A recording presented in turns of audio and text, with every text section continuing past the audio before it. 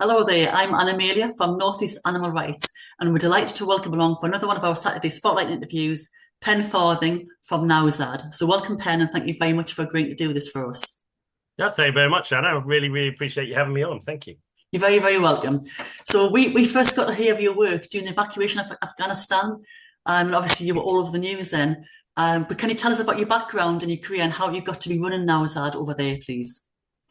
Yeah, I heard that a few people that found out who I was during that. Yeah, I think I was in a few newspapers. Um, Mm, yeah, how did I start it all? I mean, back in the day, again, something that newspapers never reported on. I mean, they just said I was this crazy dog fancier who was, running around Afghanistan unchecked. But it all started back in 2007 when I actually was serving there as a Royal Marine Commando. mm, Um, and I was in the town of Nowzad in Helmand province.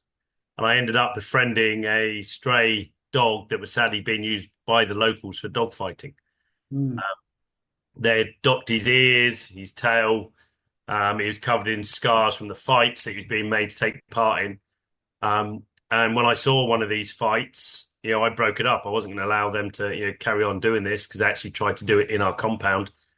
And I didn't really think too much more of it. I just thought, well, I've broken up the dog fight, not realizing one of those dogs was going to come back in and kind of seek shelter and solace inside our compound. And that was one of those dogs that had been fighting. And he kind of took to me, I took to him. And so we ended up, just being best buddies for the rest of my tour. And at the end, I couldn't leave him behind. Just couldn't bear the thought of just throwing him back out the compound. So the dog I now named Nowzad. I actually managed to get him smuggled across Afghanistan. mm. We got him into Pakistan, Islamabad. There he's vaccinated. And then we got him flown to England and into quarantine.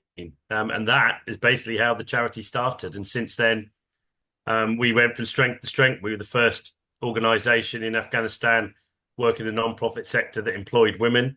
Mm. We had young women working for us as veterinarians, and we were actually fighting rabies. That's our core mission, is to reduce the outbreaks of canine rabies and obviously then the spread to people. Yeah. It That's sounds it. it sounds horrific. I mean, I knew obviously that Nowzad was a dog named after the area you were in, but I didn't realise it came from dog fighting. And obviously, I've seen sort of since following you, with you being in the news, like the female vets and the number of people who we have working in the team now. Um, but yeah, it sounds like that it was pretty horrendous over there. And I wasn't aware of obviously rabies as well, because rabies is something which we've eradicated over in the UK. So how prevalent is it over there then? Yeah, I mean, we haven't had any rabies here in the UK since 1953, but in countries like Afghanistan, it's a common day occurrence. Over 1,000 Afghans a year that's recorded. Mm, Bearing in mind out in the provinces, nobody records it because a lot of people can't write. There's over 1,000 cases a year, so 1,000 people die from being bitten by a rabid dog. Mostly, sadly, young people, yeah. young children, because most hospitals in Afghanistan don't carry a rabies vaccine. So, it's so expensive to get the human version of the vaccine, whereas for dogs and cats, it's a lot cheaper.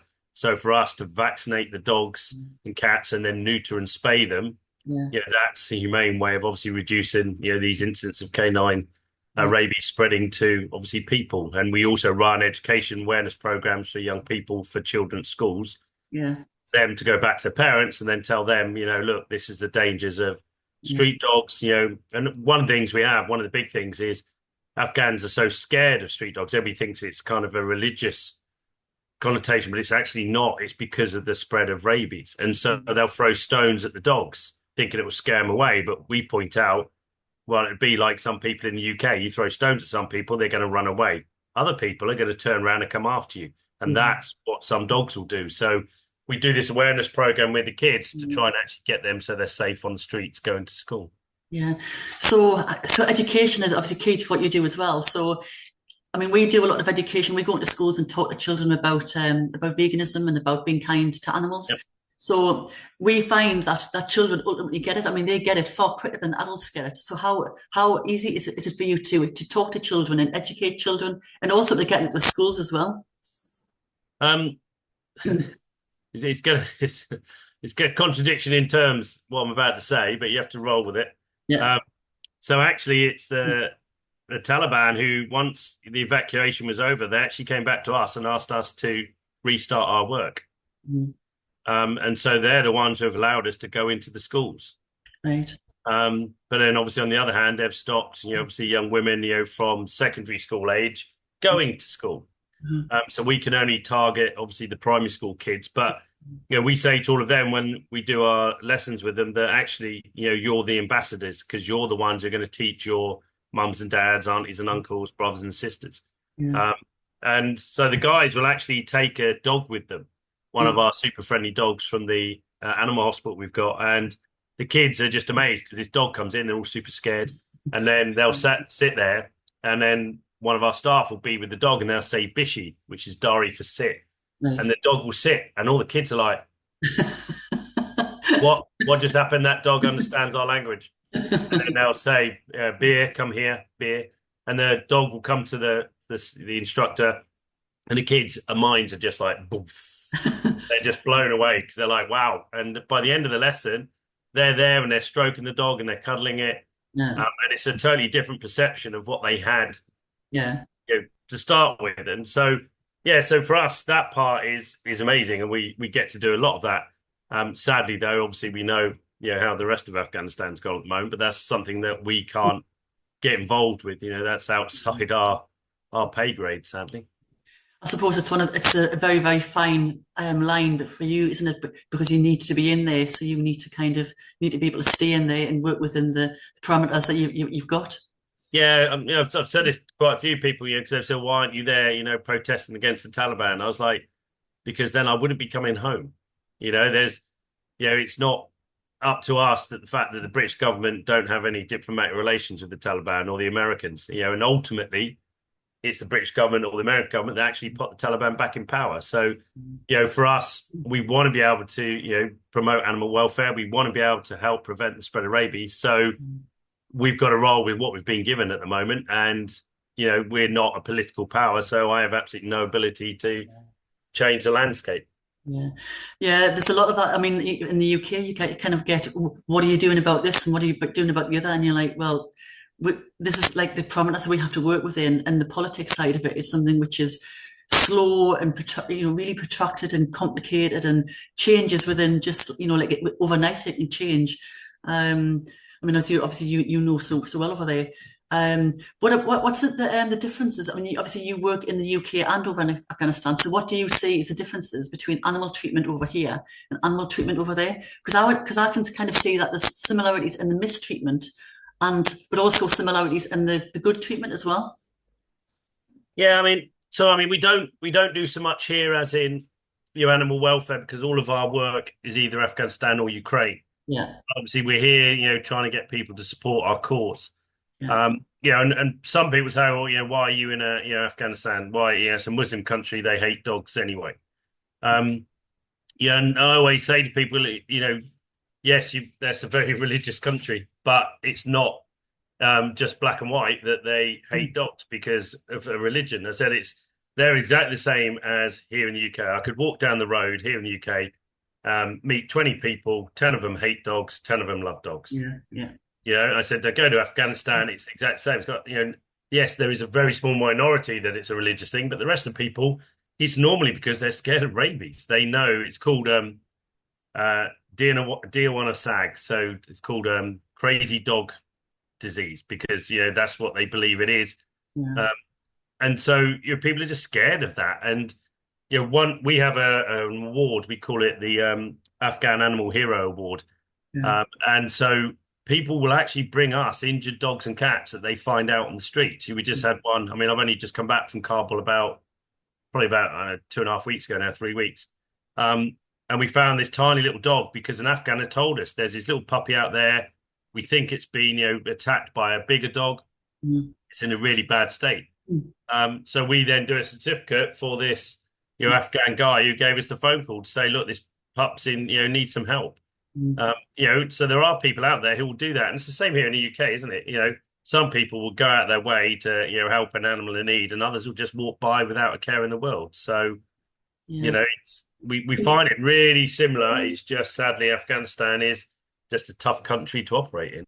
Yeah, we do a lot of wildlife rescues, so birds, like seabirds, gulls, and pigeons and things like that. And you're right. I mean, you will see a lot of people who will just walk by. You think that that animal's been there for 4 or 5 hours, and loads of people have just walked past. Mhm. But Yeah. then the one person who picks the phone up, they're the one who can save the animal's life, and they're the one, they may not know what to do, apart from I need to get help, and that's really important to those individual animals because I mean, because we call obviously the public our eyes and ears, and they are for you as well, aren't they? If you're seeing injured animals, the people on the street are seeing the animals and bring them to you. You're not particularly sort of like patrolling around picking up animals. Um, but it is really important that the public are kind of like our eyes and ears and helping us as well with our job. Yeah, absolutely. I mean, we've only got a very small staff, so we can't, as you said, patrol around the streets. It's got to be other people giving us, the heads up and saying, look, there's this animal in distress here or there. Mm, Um, and we've found, like I said, the reception has been really good. mm, The animal hospital that we've now run in Kabul mm, is, it's kind of like the central located. So we get so many people coming to us. Now all our vaccines we give for people who own dogs, because a lot of people in Afghan own dogs. yeah. A lot of them are for guarding, for the house, but also we see a lot of people actually just have a dog as a pet, Right. as a, slightly different routine than we would have. It's definitely not sleeping on the bed, Mm, but they have a dog as a pet. So all our vaccines are free mm, for those people who bring their animals in. And we are finding, at the moment, it's very similar to it was before the evacuation in 21. Where people were free to, to do that kind of thing. yeah. Yeah. So you mentioned Ukraine as well. So how did you get involved? Obviously, we know how you got involved in Afghanistan because you were over there. How did you manage to get involved in Ukraine? Was it deliberate or was it accidental? Were you kind of like sucked into it? Um, yeah, I mean, so it came from obviously the invasion by Russia of Ukraine was absolutely horrific. But for us at the time, we were also going through this horrific investigation by the Charity Commission. Yeah. We're part of a Foreign Select Committee hearing, all because of the fallout from Yeah. Operation Ark. And so we weren't operating in Afghanistan at that point. Obviously, the Taliban were now back in power. We didn't know whether they'd accept us, operating there. So we were just kind of like really, we'd lost our way a bit. And sadly, Russia invaded Ukraine. Mm, And straight away, we start seeing the reports of, animal shelters, mm, basically on the brink of collapse. And we were like, well, we've got a whole team here that sat around doing nothing who actually know how to, move logistics around in a war zone. yeah. So we actually went out and we went out to see, what it was like on the ground for ourselves. And whilst horrific, we went to places like Bucha, in the first place, in Borodianka, which had suffered, really badly at the hands of the Russians before they pulled out from the west of Kyiv. And we went, yeah, we can actually do some good here. So that's how we started. So we were there about a month and a half after the Yeah. initial Russian invasion, and since then, we've got little volunteer groups now all over Mm, Ukraine in the east and down in the south, mm, working for us, who are promoting animal welfare. And just a couple of weeks ago now, we actually vaccinated our 2000th dog for rabies in Ukraine because mm. they have just as much of a problem with rabies as Afghanistan does. Right. Okay. And they've actually had this year, they've won a case of rabies being spread to humans. So, because obviously, the last 2.5 years, Mm, all of the vaccination programs that were running fell by the wayside. So yeah, so we've now split ourselves between Afghanistan and Ukraine. yeah. So I mean, excuse my ignorance here, but is rabies when it transmits to humans, it's not always fatal, is it? It can be. Um, if you start showing clinical signs, then yes, that's it. There is no coming back from that. Yeah. If you're vaccinated within 24 hours of being bitten, Mm, then you've got a good chance of a full recovery. But yeah, if you leave it longer than 24 hours and then you start showing the clinical signs, that's kind mm. of it. So you can understand why. I mean, I can understand now how terrified people must be when they see dogs on the street. Um, stray dogs potentially who were carrying this awful disease. I mean, I remember rabies from when I was a child.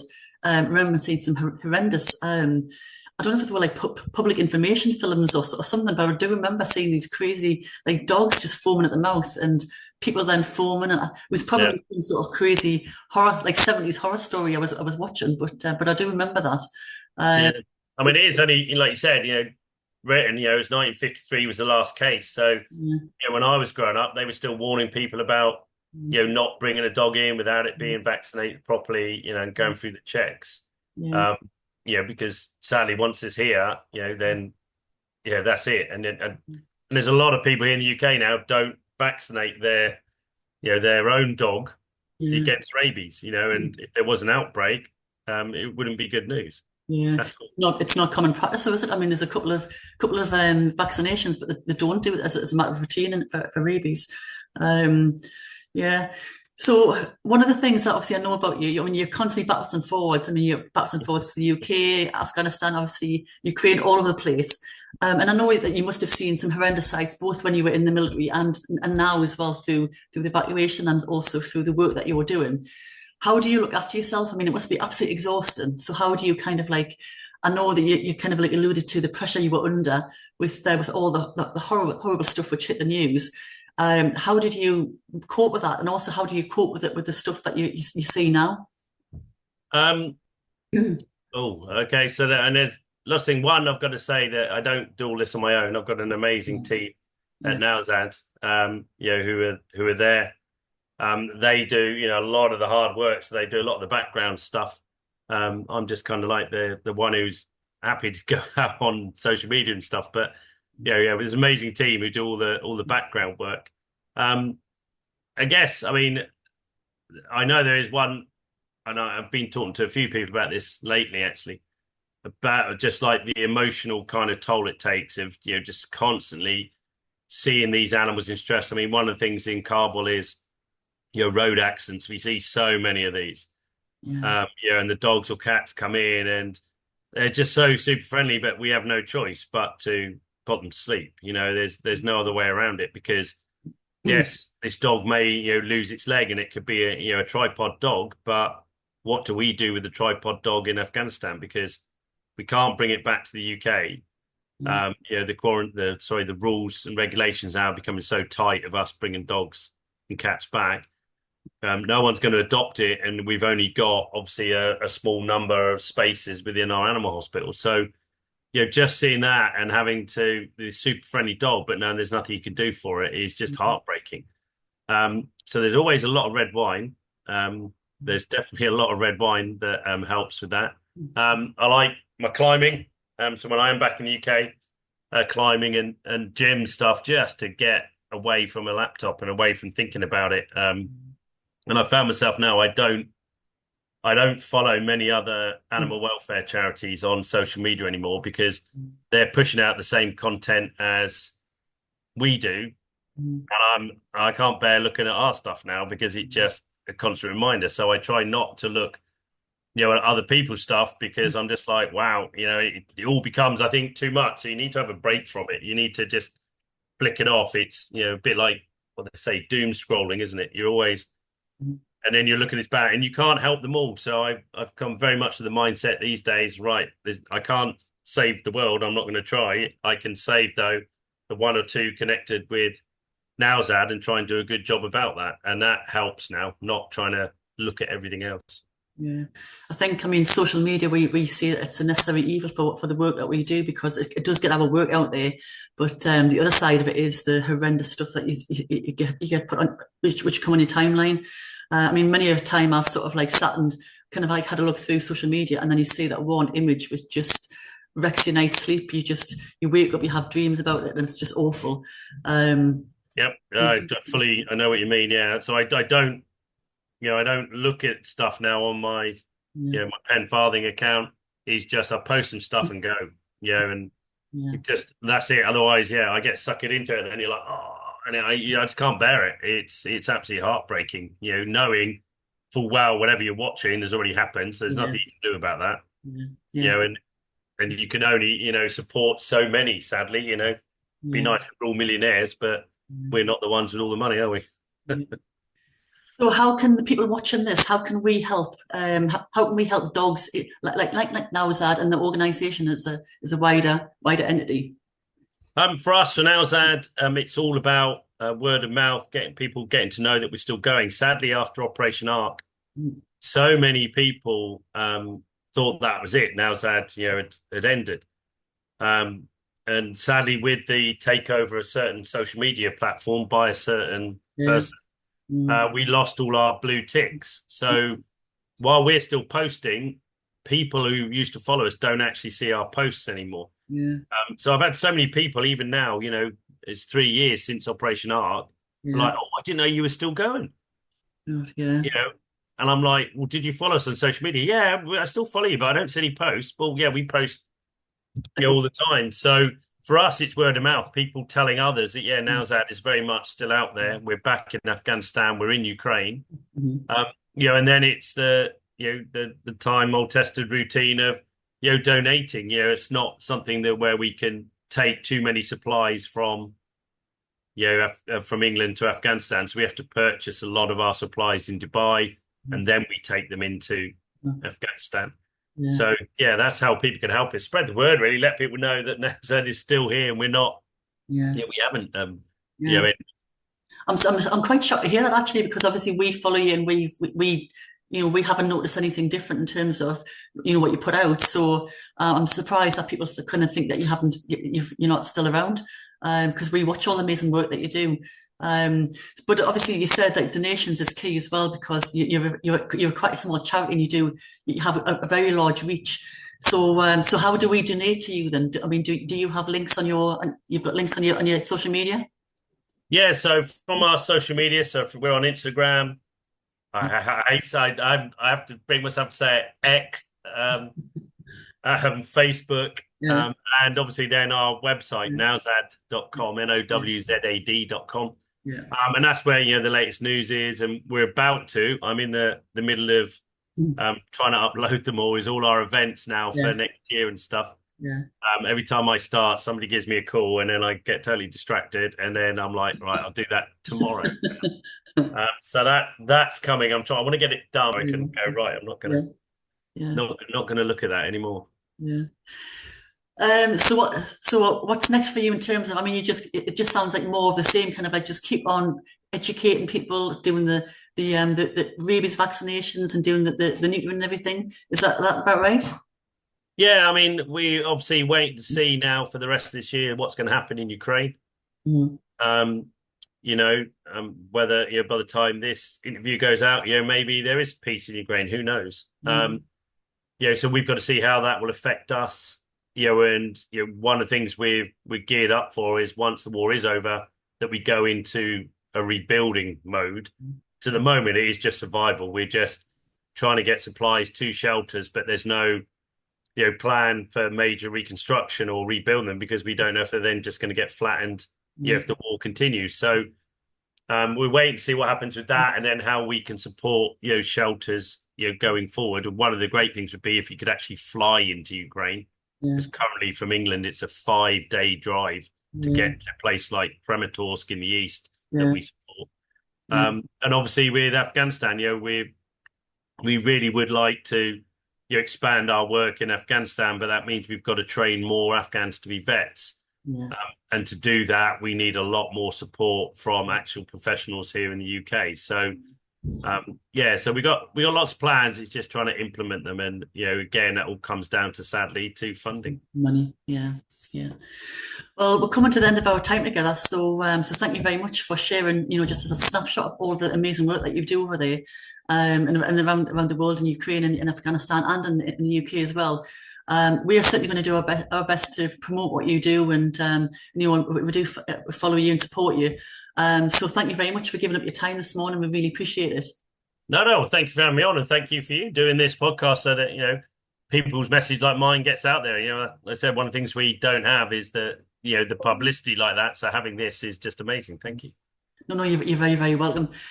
So good luck with everything you do. Keep on doing what you do, and look after yourself as well. No, well, thank you very much. No, I appreciate it. And you guys, thank you. So I'm going to sign off now. So this is Anna Amelia from Northeast Animal Rights, saying thank you and goodbye to Pen Farthing from Nowzad. Bye for now. Bye bye.